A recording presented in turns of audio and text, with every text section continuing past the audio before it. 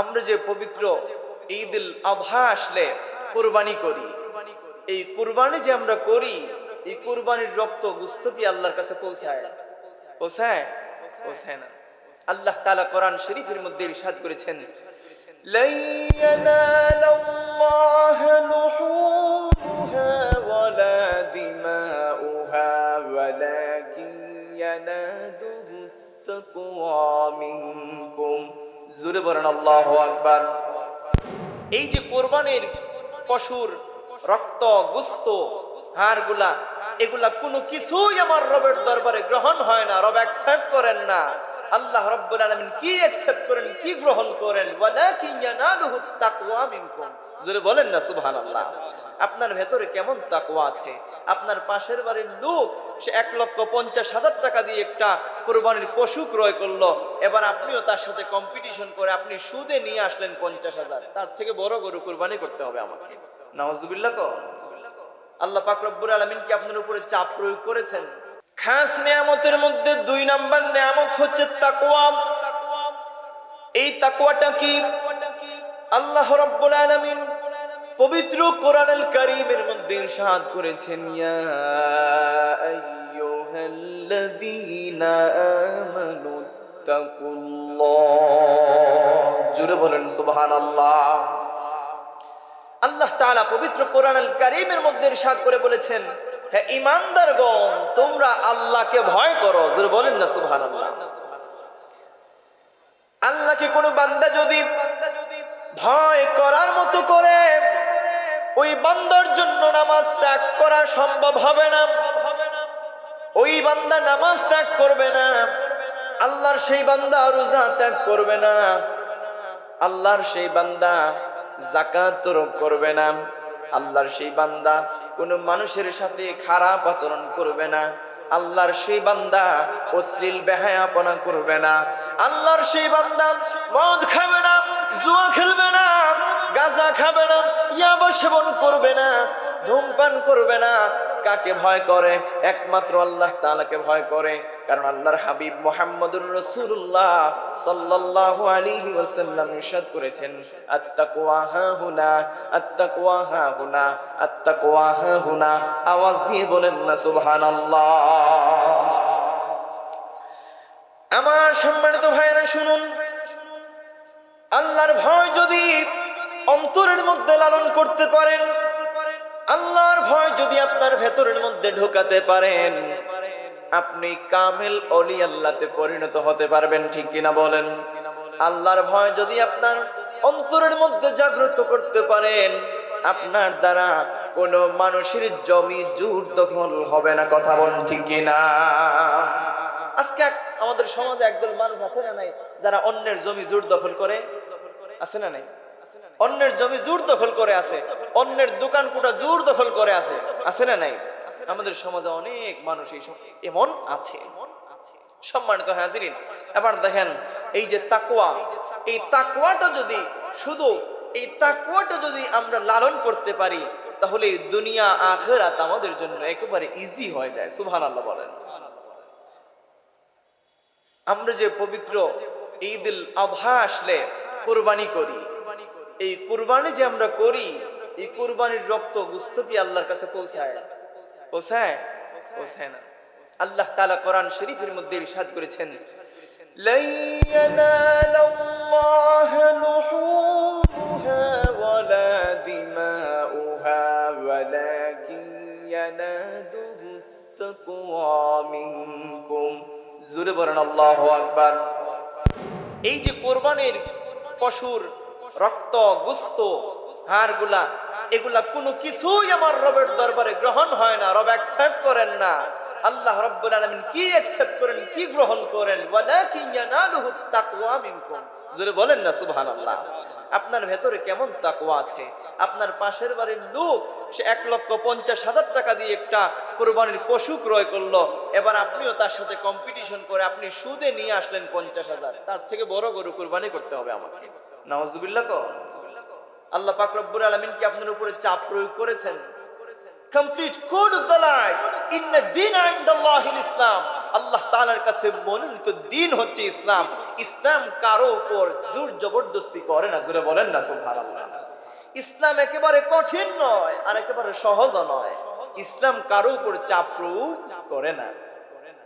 সম্মানিত হাজিরিন, এই যে তাকওয়া, এই তাকওয়াটা যদি আমরা লালন করতে পারি তাহলে আমাদের ইহকালীন জিন্দেগি, পরকালীন জিন্দেগি, আমাদের উভয় জিন্দেগি আমাদের জন্য সহজ হয়ে যাবে।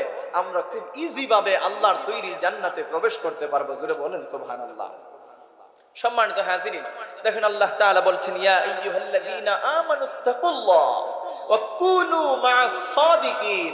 মুফাসসিরিনে কেরাম আয়াতের মধ্যে বলছেন যে, মুফাসসিরিনে কেরাম বলেন আয়াতের মধ্যে সকল মুসলমানদেরকে তাকওয়ার হেদায়েত দান করা হয়েছে। সুবহানাল্লাহ বলেন। কিসের হেদায়েত? তাকওয়ার হেদায়েত।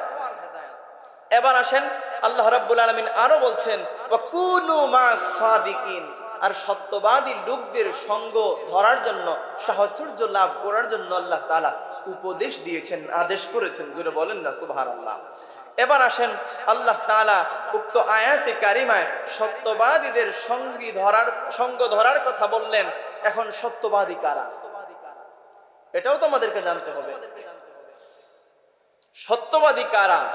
সত্যবাদী তারা যারা সৎ পথের উপর অবিচল, যারা আল্লাহকে বিশ্বাস করে, রাসূলকে বিশ্বাস করে, আল্লাহ রাব্বুল আলামিনের মকবুল বান্দারা যারা আছে তারা হচ্ছে সত্যবাদী। জোরে কন্যা সুবহানাল্লাহ। তো হক্কানি আউলিয়ায়ে কেরাম যারা আছেন নিঃসন্দেহে তারা সত্যবাদী। সুবহানাল্লাহ বলেন। এখন হক্কানি আউলিয়ায়ে কেরাম আমাদের বর্তমান যুগে তো পীরের কোনো অভাব নাই, ঠিক কিনা কোন? লাল শালু একটা পড়লো, সেও বাবা হয়ে গেল। গলার মধ্যে তালা ঝুলাইলো, সে তালা বাবা হয়ে গেছে। গলার মধ্যে এই যে কি জিনজুল, এই গলার মধ্যে জিনজুল লাগায় সে জিনজুল বাবা হয়ে যায়। তাদেরও অনেক মুরিদিন মুহিব্বিন আছে না? আছে।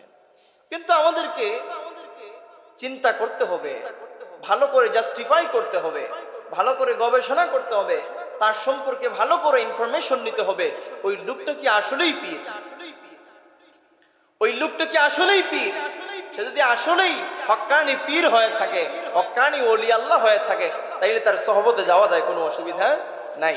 সম্মানিত হাজিরিন, দেখেন ওয়াকুনু মা'আস সাদিকিন, সেখানে সত্যবাদী লোকদের সঙ্গী হওয়ার কথা আল্লাহ রাব্বুল আলামিন পবিত্র কোরআনুল কারীমের মধ্যে বলে দিয়েছেন। সুবহানাল্লাহ বলেন।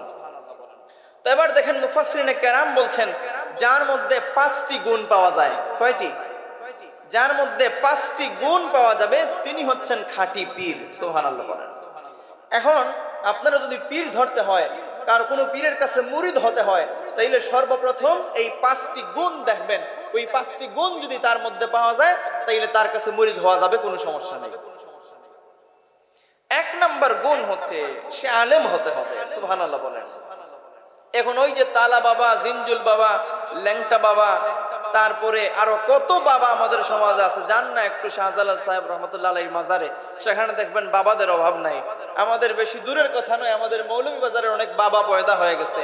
মৌলভীবাজারে হযরত সৈয়দ শাহ মুস্তাফা আল বুগদাদি রহমতুল্লাহ আলাইহির মাজার শরীফ পবিত্র জায়গা।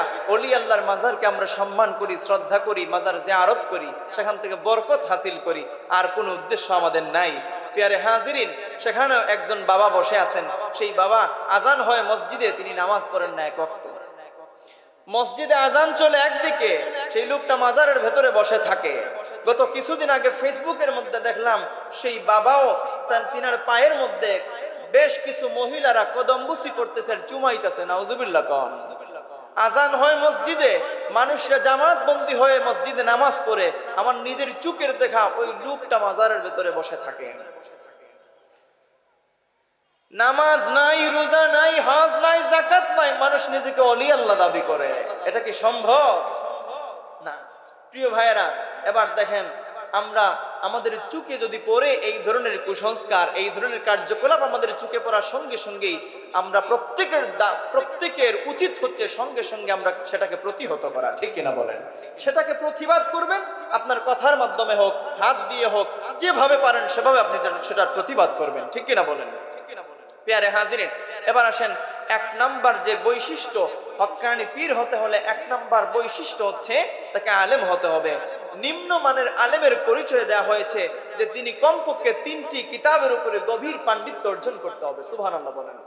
1 নম্বর হচ্ছে ইমাম হাফিজ জালালউদ্দিন সুয়ুতী রহমতুল্লাহ আলাইহির লিখিত তাফসীর গ্রন্থ তাফসীরে জালালাইন শরীফ সম্পর্কে তার জ্ঞান থাকতে হবে। সুবহানাল্লাহ বলেন। 2 নম্বর হচ্ছে মিশকাতুল মাসাবিহ সম্পর্কে জ্ঞান থাকতে হবে। 3 নম্বর হচ্ছে হেদায়েত সম্পর্কে তার জ্ঞান থাকতে হবে। এই 3টা জ্ঞান যদি তিনার মধ্যে না থাকে, আর শুধু এই 3টা জ্ঞান থাকলেই চলবে না, বরং তিনি এমন ভাবে এই 3টা বিষয়ের উপরে দক্ষ জ্ঞান অর্জন করেছেন, তিনি ছাত্র ছাত্রীদেরকে যেন পড়াতে পারেন সেই ধরনের জ্ঞান অর্জন করা লাগবে। সুবহানাল্লাহ বলেন। আমার ভাইয়েরা শুনুন, এবার আসুন 2 নম্বর পয়েন্ট। 2 নম্বর বৈশিষ্ট্য হচ্ছে অপর একজন পীর কর্তৃক অনুমতি প্রাপ্ত হতে হবে, যার সনদ স্বয়ং রাসূল আকরাম নূরে মুজাসসাম মুহাম্মদুর রাসূলুল্লাহ সাল্লাল্লাহু আলাইহি ওয়াসাল্লাম পর্যন্ত পৌঁছে। সুবহানাল্লাহ। এবার আসুন 3 নম্বর বৈশিষ্ট্য। 3 নম্বর বৈশিষ্ট্য হচ্ছে ফরজ, ওয়াজিব, সুন্নত এগুলোর পুরোপুরি পাবন্দ হতে হবে। শুধু তাই নয়, হারাম এবং মাকরুহ কাজ সম্পূর্ণরূপে বর্জন করতে হবে। ঠিক কিনা বলেন? আজকে তো আমাদের সমাজে এমনও অনেক ভাইয়েরা আছেন যারা নিজেকে পীর বলে দাবি করেন, অথচ মুখের মধ্যে দাড়ি নেই। আছে না নাই? নিজেকে পীর বলে দাবি করতেছেন, আবার অনেক সমস্যা দেখা যায়। ভাই কি বলবো, বলতে গেলে শেষ হবে না। এদেরকে প্রতিহত করতে হবে, এদের বিরুদ্ধে কঠোর প্রতিবাদ গড়ে তুলতে হবে। নতুবা এরা আমাদের ঈমান নিয়ে ছিনিমিনি খেলা শুরু করে দিয়েছে অলরেডি। তারা আমাদের ঈমানটাকে ধ্বংস করবে, ঈমানটাকে নষ্ট করে আমাদেরকে জাহান্নামে নিয়ে যাবে। ঠিক কিনা বলেন? আর এই যে পীর মুরিদির মধ্যে কিন্তু 100% এগিয়ে আছে আমাদের বর্তমান সমাজের মহিলারা। একটু লাল শালু যদি দেখে, তারপরে দাড়ির মধ্যে জটা, চুলের মধ্যে জটা, জটা বাবা, এই জটা বাবা যদি পায় আর 2-1টা কথা বইলা দেয়, আর যদি অ্যাক্সিডেন্টলি ওই 2-1টা কথা যদি তার জীবনের সাথে মিলে যায়, তাইলে তো আর হইছেই, সোনা গহনা যা আছে সব দিয়ে দেবে বাবাকে। আছে না নাই? সম্মানিত হাজরিন, এগুলো করা যাবে না। হক্কানি আউলিয়া কেরামের কাছে আপনি বায়াত হতে পারবেন, তিনার কাছে মুরিদ হতে পারবেন, তাতে কোনো সমস্যা নাই। তবে আপনার পীর যেন হক হয়, সেটা অবশ্যক করণীয়। এবার আসেন প্রিয় ভাইয়েরা, 4 নম্বর যে বৈশিষ্ট্য, 4 নম্বর বৈশিষ্ট্য হচ্ছে ওই পীরের দরবারে অন্যান্য আলেম ওলামারা যায় কিনা সেদিকে আমাদেরকে দৃষ্টি রাখতে হবে। এখন হক্কানি পীর যদি হয়, হক্কানি আউলিয়া কেরাম যদি হয়, তাইলে তিনার সান্নিধ্যে আলেম ওলামারা অনবরত যাবেন আসবেন, যাবেন আসবেন। কিন্তু পীর যদি ভণ্ড হয়, তাইলে তার দরবারে আলেম ওলামারা কেউ সেখানে যাবে না। কথা কোন ঠিক কিনা? এবার আসেন 5 নম্বর বৈশিষ্ট্য। 5 নম্বর বৈশিষ্ট্য হচ্ছে তার অধিকাংশ মুরিদ নামাজি হতে হবে। আজকে ওই যে বিভিন্ন বাবা বের হইছে, ওই বাবাগুলাদের দেখবেন নিজেরা তো এক ওয়াক্ত নামাজ পড়েই না, এমনকি এমন অনেক বাবা আছে নিজেকে পীর বলে দাবি করে যে সারা বছরের মধ্যে একদিন গোসলও করে না। নাউজুবিল্লাহ কন।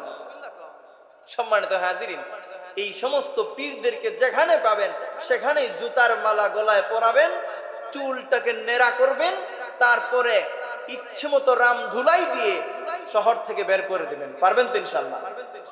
সম্মানিত হাজিরিন, এবার আসেন মুরিদ হওয়ার কারণ কি? মুরিদ হওয়ার কারণ হলো নিজের আত্মাকে পবিত্র করা। ঠিক কিনা কোন? যার পীর নাই তার পীরকে শয়তান। সম্মানিত হাজিরিন, এই যে আমরা মুরিদ হব, মুরিদ কেন হব? মুরিদ হব আমরা নিজের আত্মাকে পবিত্র করার জন্য।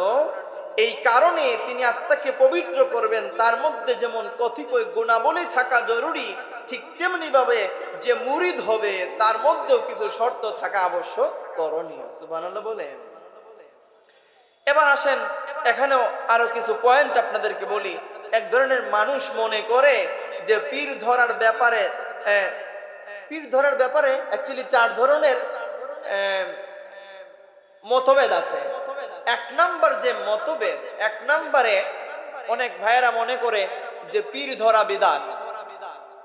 নাউজুবিল্লাহ কোন? পীর ধরা কি বিদআত একজন মানুষ মনে করেন। আবার আরেকজন মানুষ মনে করেন যে পীরের কাছে বায়াত হওয়ার অর্থ হলো কিয়ামতের ময়দানে আমার পীর আমাকে পার করে দেবেন, আমার নামাজ লাগবে না, রোজা লাগবে না, হজ লাগবে না, যাকাত লাগবে না, দান সদকা লাগবে না, ফিতরা লাগবে না, মানুষের সাথে ভালো ব্যবহার করতে হবে না, কোনো কিচ্ছু করতে হবে না, আমি শুধু ভণ্ডামি করব, আমার পীর আমাকে পার করে দেবেন। জোরে বলেন না নাউজুবিল্লাহ। আরেকটা আওয়াজ দিয়ে বলা যায় না নাউজুবিল্লাহ? এবার আসেন 3 নাম্বার যে বৈশিষ্ট্যের কথা বলবো। তৃতীয় প্রকারের কিছু মানুষ মনে করে পীরের কাছে গেলে নিজের অপবিত্র আত্মা পবিত্র হবে। এটা ঠিক না বেটি? এটা ঠিক। হক্কানি আউলিয়া কেরামের দরবারে যদি আপনি যান, সেখান থেকে আপনি সহবত পাবেন। জৈনপুর দরবার শরীফ, বদরপুর দরবার শরীফ, ফুলতলি দরবার শরীফ, সারসিনা দরবার শরীফ, সোনাকান্দা দরবার শরীফ সহ যত হক সিলসিলা আছে, যত হক দরবার আছে, প্রত্যেকটা দরবারে যেয়ে দেখেন ভাই, আপনাকে ভণ্ডামির তালকিন তারা দেবে না। ঠিক কিনা বলেন? সেখানে আপনি যাওয়ার পরে আপনাকে বিভিন্ন ওজিফা দেয়া হবে, বিভিন্ন জিকির আজগারের শিক্ষা দেয়া হবে, আপনাকে উপদেশ দেয়া হবে 5 ওয়াক্ত নামাজ ঠিকঠাক মতো পড়ার জন্য। আর এই যে এই কথাগুলো আমরা যদি মেনে চলতে পারি, তাহলেই আমাদের আত্মা পবিত্র হবে। জোরে বলেন না সুবহানাল্লাহ। এবার আসেন চতুর্থ প্রকারের মানুষ কারা? চতুর্থ প্রকারের মানুষ হচ্ছে তারা যারা বলে পীর ধরে লাভ নেই, আমার নিজের আত্মা পবিত্র আছে। আপনি কি বুঝতে পারবেন আপনার নিজের আত্মা যে পবিত্র আছে? একাকি তো বলা যায় না ভাই।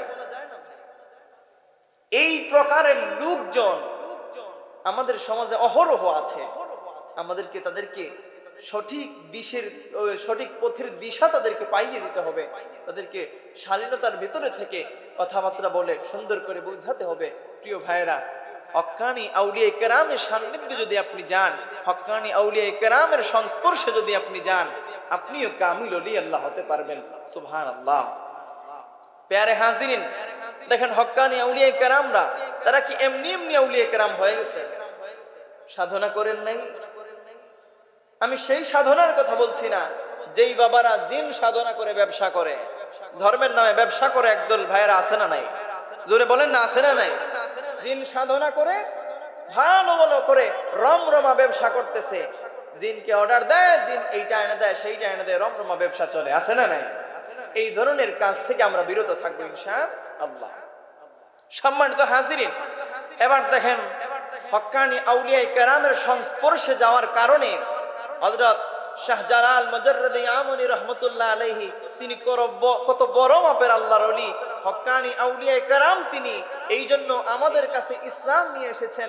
আচ্ছা বলেন তো প্রিয় ভাইরা, আমরা যে মুসলমান হয়েছি, আমরা ধুতি খুলে লুঙ্গি পরিধান করেছি, টিকলি খুলে আমরা টুপি পরিধান করছি, এটা কার অবদান? জোরে বলেন না, কার অবদান? হযরত শাহজালাল মুজাররিদ ইয়ামানি রাহমাতুল্লাহ আলাইহির অবদান। আর এই যে আল্লাহর মকবুল ওলি, তিনি আল্লাহর কাছে এত পছন্দনীয় হয়েছেন, এত মকবুলিয়ত অর্জন করেছেন। আল্লাহর ওলি হযরত শাহজালাল মুজাররিদ ইয়ামানি রাহমাতুল্লাহ আলাইহি সুরমা নদীর উপরে জায়নামাজ বিছিয়ে সঙ্গী সাথীদেরকে নিয়ে নদী পার হয়ে গেলেন। জোরে বলেন না সুবহানাল্লাহ। আর জোরে বলেন আল্লাহু আকবার। হক্কানি আউলিয়া কেরামের বিরোধিতা কেউ করবেন না। হক্কানি আউলিয়া কেরামের বিরোধিতা যেই করবে সেই মরবে। ঠিক কিনা বলেন? প্যারে হাজিরিন, এবার দেখেন হযরত মাওলানা জালালউদ্দিন রুমি রাহমাতুল্লাহ আলাইহি, নাম শুনেছেন? যিনি মসনবী শরীফ লিখেছেন। হযরত মাওলানা জালালউদ্দিন রুমি রাহমাতুল্লাহ আলাইহি, তিনি যে জালালউদ্দিন রুমি হলেন, কার দ্বারা জালালউদ্দিন রুমি হলেন? তিনি কিন্তু বড় মাপের একজন আলেম।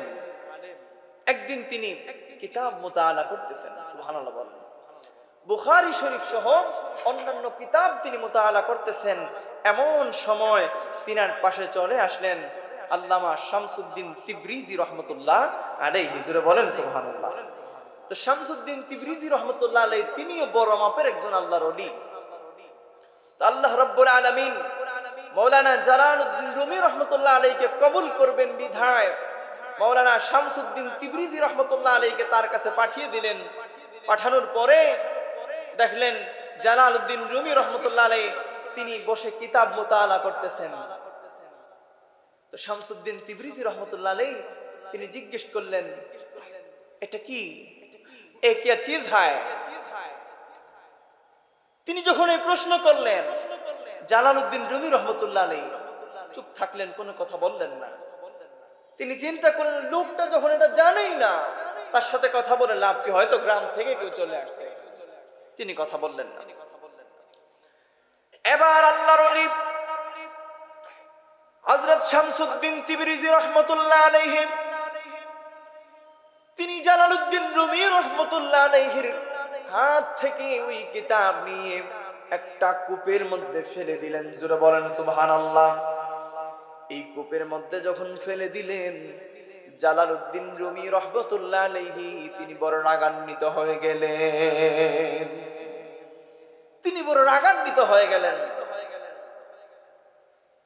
এই রাগান্বিত হয়ে যাওয়ার পরে হযরত শামসুদ্দিন তিবরিজি রাহমাতুল্লাহ আলাইহি ওই গুহা থেকে কিতাবগুলা আবার নিজের হাত দিয়ে তুলে আনলেন। তুলে আনার পরে যখন জালালউদ্দিন রুমি রাহমাতুল্লাহ আলাইহির হাতে দিলেন, হাতে দেওয়ার পরে জালালউদ্দিন রুমি রাহমাতুল্লাহ আলাইহি কিতাবটা হাতে নিয়ে দেখেন ওই কিতাবটা সম্পূর্ণ 100% শুকনো। জোরে বলেন না সুবহানাল্লাহ। আচ্ছা বলেন তো ভাইরা, এই হাতের মোবাইলটা যদি আমরা নিক্ষেপ করি পানির মধ্যে, ওইটা কি ভিজবে নাকি শুকনো থাকবে? ভিজে যাবে। তাহলে একটা কিতাবও তো ভিজলো না। এবার জালালউদ্দিন রুমি রাহমাতুল্লাহ আলাইহি তিনি শামসুদ্দিন তিবরিজি রাহমাতুল্লাহ আলাইহিকে জিজ্ঞেস করলেন, এ কিয়া চিজ হ্যায়? তিনাদের ভাষা হচ্ছে কি ফার্সি। ফার্সি নাকি উর্দু, যাই হোক। তো তিনি বললেন, এ কিয়া চিজ হ্যায়, এটা কি? তিনি বললেন, এটা কি তুমি জানো না? এবার আল্লামা জালালউদ্দিন রুমি রাহমাতুল্লাহ আলাইহি তিনি কি করলেন? তিনি বায়াত গ্রহণ করলেন, তিনি মুরিদ হয়ে গেলেন আল্লামা শামসুদ্দিন তিবরিজি রাহমাতুল্লাহ আলাইহির কাছে। জোরে বলেন না সুবহানাল্লাহ।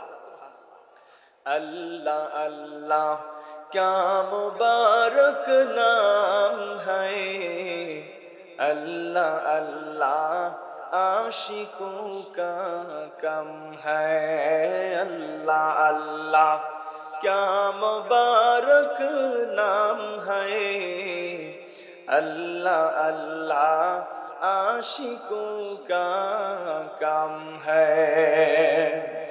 যারা আল্লাহর ওলি হয়েছেন, যারা হক্কানি আউলিয়ায়ে কেরাম হয়েছেন, তারা রাত্রিবেলা সমস্ত রাত্রি আল্লাহর জিকির করেছেন, নামাজ পড়েছেন, ইবাদত বন্দেগী করেছেন, কোরআনের তেলাওয়াত করেছেন, আর এগুলা করে করে চোখের পানি ছেড়ে দিয়েছেন আল্লাহর রাহে, আল্লাহর রাস্তায় চোখের পানি ছেড়ে দিয়ে কান্না করেছেন, মুনাজাত করেছেন।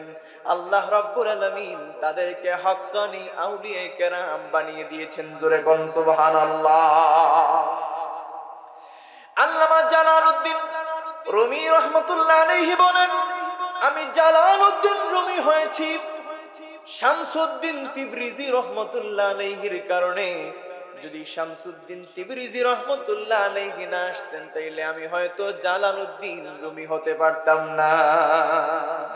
সুবহানাল্লাহ। এবার দেখেন প্রিয় ভাইরা, হযরত শিবলি রাহমাতুল্লাহ আলাইহি তিনি ছিলেন একজন গভর্নর। হযরত জুনাইদ আল বাগদাদি রাহমাতুল্লাহ আলাইহির হাতে বায়াত হয়ে তিনি পৃথিবী বিখ্যাত একজন ওলি আল্লাহ হয়ে গেছেন। জোরে বলেন না সুবহানাল্লাহ। আগেকার জামানায় মানুষ আগে আমল করতেন, তারপরে সেটাকে প্রকাশ করতেন, আর আমাদের বর্তমান জামানার মানুষরা আমল করার আগেই সেটাকে প্রকাশ করে, বলে আজকে রাত্রিতে আমি আল্লাহ বাসায় রাখলে তাহাজ্জুদ করব, বলে কিনা? একটা কাজ করে নাই কিন্তু আগে এটাকে ফ্লাশ করে দিছে, আমি ওটা করব, সেটা করব, কিন্তু পরে দেখা যায় তাহাজ্জুদ তো দূরের কথা, ফজরের নামাজটাই সে পড়ে না। আছে না? সম্মানিত হাজিরিন, দেখেন শেখ ফরিদউদ্দিন আত্তার, আল্লামা জালালউদ্দিন রুমি, ইমাম ফখরুদ্দিন রাজি, ইমাম গাজ্জালি রাহিমাহুল্লাহ সহ যার কথাই বলেন না কেন, কেউ শেষ রাত্রির ইবাদত ছাড়া আল্লাহর ওলি হতে পারেন নাই। ঠিক কিনা বলেন? সম্মানিত হাজিরিন, হযরত ইব্রাহিম আলাইহিস সালাতু ওয়াস সালাম বলেন, আল্লাহ তাআলা অন্তর কিভাবে পরিষ্কার করব? সেখানে তো পানি প্রবেশ করে না। আমাদের কাপড় যদি ময়লা হয়, কাপড় যদি ধুলোবালিতে ভরপুর হয়ে যায়, কাপড় ময়লা হওয়ার পরে আমরা যদি কিছু পাউডার নিয়ে সেটাকে গরম পানি দিয়ে ভিজিয়ে রাখি, তাইলে আমাদের কাপড় থেকে সেই ময়লাগুলা চলে যায়। কিন্তু বান্দা যখন গুনাহ করে রে ভাইরা, বান্দার কলবটা ময়লা হয়ে যায়। বান্দা যখন একটা গুনাহ করে, একটা গুনাহের সঙ্গে সঙ্গে বান্দার কলবের মধ্যে কালো একটা দাগ পড়ে যায়। আবার যখন গুনাহ করে আবার আরেকটা দাগ পড়ে, আবার যখন গুনাহ করে আবার আরেকটা দাগ পড়ে। এইভাবে বান্দা যতবার গুনাহ করে ততবার বান্দার কলবের মধ্যে দাগ পড়তে পড়তে একেবারে বান্দার কলবটা কালো হয়ে যায়। এখন প্রশ্ন হচ্ছে, ওই কালো কলবটা পরিষ্কার করব কিভাবে? সেখানে আপনি কেরোসিনের মধ্যে কলব ভিজিয়ে রাখলে পরিষ্কার হবে? আর এই ধরনের কোনো সুযোগ আছে? শিরিষ কাগজ দিয়ে আপনি এই ওয়াশ করলে সেটা পরিষ্কার হবে? কোনো সুযোগ আছে? নাই। সেটা পরিষ্কার করবেন কিভাবে? সেখানে তো পানিও পৌঁছানো যায় না।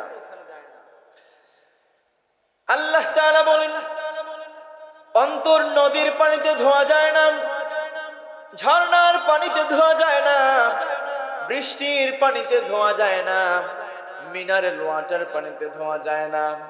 অন্তর ধুইতে হয়, অন্তর ধৌত করতে হয় নিজের চোখের পানি দিয়ে। রাত্রি যখন গভীর হয়, দুইটা চোখ বন্ধ করেন, তাহাজ্জুদের নামাজ আপনি আদায় করার পরে দুইটা চোখ বন্ধ করে আপনি আপনার মালিক, আরশের মালিক আল্লাহ তাআলার কাছে দুইটা হাত জোড় করে মুনাজাত করেন।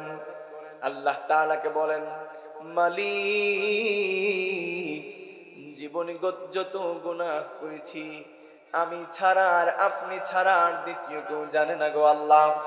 আল্লাহ তাআলা, আপনি যদি আমাকে মাফ না করে দেন, আমার তো যাওয়ার কোনো জায়গা নাই, আমার আর বলার মতো আর কেউ নাই, আমার তো দ্বিতীয় কোনো মালিক নাই, আমি দিন শেষে আপনার দুয়ারে এসে হাজির। আল্লাহ তাআলা, জীবনে যত গুনাহ করেছি, যত অন্যায় করেছি, যত অপরাধ করেছি, নিজের নফসের সাথে জুলুম করেছি, আল্লাহ তাআলা জীবনের সমস্ত গুনাহগুলো মাফ করে দেন। এইভাবে যদি আপনি প্রতিনিয়ত চোখের পানি ছেড়ে ছেড়ে আল্লাহর কাছে মুনাজাত করতে পারেন, আল্লাহর কাছে আপনি কান্না করতে পারেন, প্রিয় ভাইরা, আপনার সেই চোখের পানি এক ফোঁটা পানি বিফলে যাবে না। আল্লাহ রাব্বুল আলামিন এই চোখের পানির খাতিরে আপনার জীবনের সমস্ত গুনাহ খাতা মাফ করে দেবেন। জোরে বলেন না সুবহানাল্লাহ। আমার সম্মানিত ভাইরা শুনেন, এই যে তাহাজ্জুদের নামাজ, সেই তাহাজ্জুদের নামাজটা হবে একাকী গোপনে।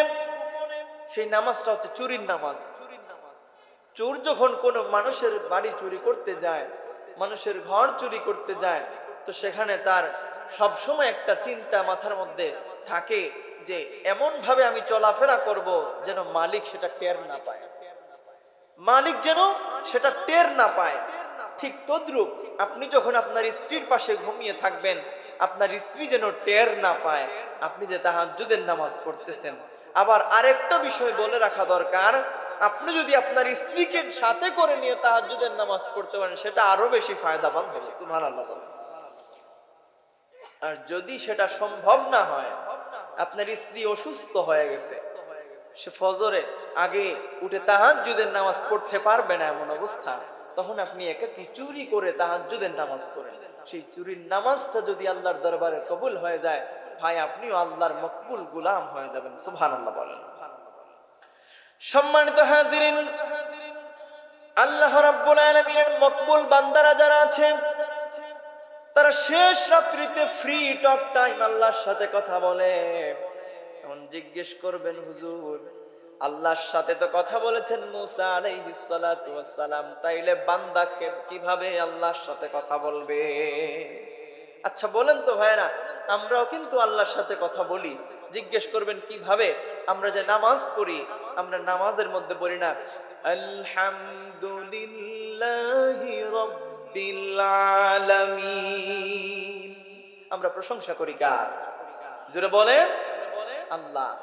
আমরা যখন আল্লাহর প্রশংসা করি, নামাজে যখন আমরা দাঁড়াই, আমরা আল্লাহ পাকের সাথে কনভারসেশন করি, কথোপকথন করি, আল্লাহ পাকের সাথে আমরা কথা বলি। প্রিয় ভাইয়েরা, এইভাবে ফ্রি টক টাইম আল্লাহর সাথে আপনি কথা বলতে পারবেন। শেষ রাত্রিতে আপনি অধিক পরিমাণে নফল নামাজ পড়েন, তাহাজ্জুদের নামাজ পড়েন, কোরআন শরীফ তেলাওয়াত করেন, জিকির আজকার করেন, আপনি মুনাজাত করেন, আর মুনাজাতে আল্লাহর কাছে আপনার হৃদয়ের কাকুতি মিনতি পেশ করেন। হৃদয়ের যত চাওয়া আছে, যত অপূর্ণতা আছে, আল্লাহ পাকের কাছে চান, আল্লাহ পাক সেগুলা পূর্ণতা দিয়ে দেবেন। জোরে বলেন না সুবহানাল্লাহ। আপনার সন্তান বিদেশ যেতে পারছে না, আপনার সন্তানের বিদেশ যাওয়া হচ্ছে না, বারবার রিফিউজ হয়ে যাচ্ছে, আপনি গভীর রাত্রিতে আল্লাহ পাকের কাছে সাহায্য প্রার্থনা করুন, দেখবেন আল্লাহ পাক রব্বুল আলামিন আপনাকে সুন্দর ব্যবস্থা করে দেবেন। জোরে বলেন না সুবহানাল্লাহ। আমার প্রিয় ভাইয়েরা, এবার আসেন, আজকাল মাজার দিয়ে অনেকে ব্যবসা করে, আছে না নাই? মাজার ব্যবসা সহজ ব্যবসা, সেটা হচ্ছে বিনা পুঁজির ব্যবসা, ঠিক কিনা বলেন? তো মাজার নিয়ে কিভাবে ব্যবসা করে আপনারা জিজ্ঞেস করবেন আমাকে। প্রিয় ভাই, আমি মাজারের বিরোধী লোক নই, আমি মাজার বিরোধী লোক নই। মাজার নিয়ে যারা ব্যবসা করে, রমরমা ব্যবসা করে, সম্মানিত হাজিরিন, এই ধরনের অপকর্ম যত জায়গায় হবে, প্রিয় ভাইয়ের, আমি অত্যন্ত বিনয়ের সাথে বলি যে হক্কানি আউলিয়া কেরামরা কিন্তু অপরাধী নয়। এই যে ভণ্ডরা ভণ্ডামি করতেছে, এই জন্য যদি আপনি হক্কানি আউলিয়া কেরামকে নিয়ে কটাক্ষ করেন, কটূক্তি করেন, তাদের মাজারটাকে ভেঙ্গে দেন, সেটা কিন্তু সমস্যার সলিউশন নয়, ঠিক কিনা বলেন? আউলিয়া কেরামের মাজার ভেঙ্গে দেয়, এটা কি সমস্যার সমাধান? না। আপনার হাত দ্বারা একটা অপকর্ম হয়েছে, এই জন্য কি আপনি হাত কেটে ফেলবেন? আপনার দ্বারা একটা অন্যায় হয়েছে, এই জন্য কি আপনার ঠোঁট আপনি সেলাই করে দেবেন? না। প্রিয় ভাইয়েরা, এটা একটা উদাহরণ দিলাম। যত মাজারে এই ধরনের ওরসের নামে ভণ্ডামি হয়, আমি প্রত্যেক বছর প্রত্যেকটা মাহফিলে কমপক্ষে 10 মিনিট হলেও এই টপিক নিয়ে আলোচনা করি, কারণ বর্তমান জেনারেশনকে জাগ্রত করে দেওয়ার দরকার আছে না নাই? জোরে বলেন, দরকার আছে না নাই? এই বর্তমান জেনারেশনের ছেলেপেলেরা সব পারে। প্যারে হাজিরিন, এই জন্য বলবো, যত জায়গায় এই ধরনের অপকর্ম হবে তত জায়গায় আমাদের প্রতিবাদ করতে হবে, প্রতিরোধ গড়ে তুলতে হবে। পারবেন তো ইনশাআল্লাহ? যারা বলেন না, পারবেন তো ইনশাআল্লাহ? প্যারে হাজিরিন, এবার আসেন কিছু আমলের কথা বলি। এই যে আপনি দৈনিক যদি 100 বার সুবহানাল্লাহ পাঠ করেন, দৈনিক 100 বার সুবহানাল্লাহ পাঠ করেন, তো একবার যদি আপনি সুবহানাল্লাহ পাঠ করেন, তাহলে বেহেশতে একটা গাছ রোপণ হয়। সুবহানাল্লাহ বলেন। আপনারা তো সুবহানাল্লাহ বলছেন না, মনে হচ্ছে জান্নাতে গাছ রোপণ করার দরকার নাই আপনাদের।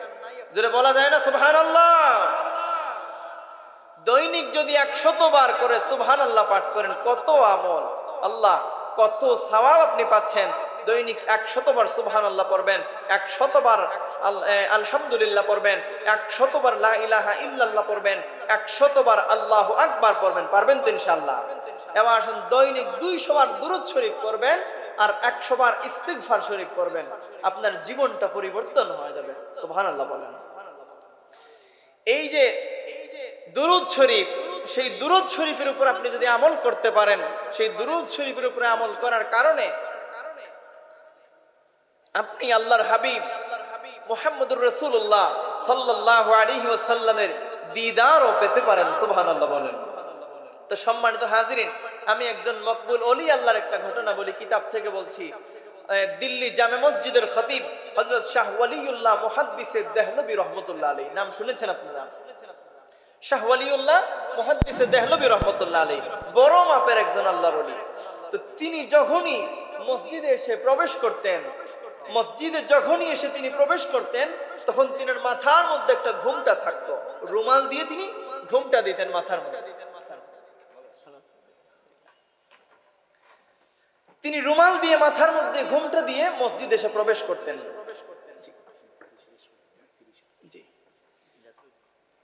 তো সেখানে তিনি মসজিদে এসে প্রবেশ করতেন তো এইভাবে। তো তিনার মুরিদরা প্রশ্ন করে যে হুজুর, এত মোবারক চেহারা, একটা দিন চেহারাটা দেখার সুযোগ হয় না, হুজুর ঘুমটাটা একটু খুলে আমাদেরকে চেহারাটা কি দেখানো যায় না?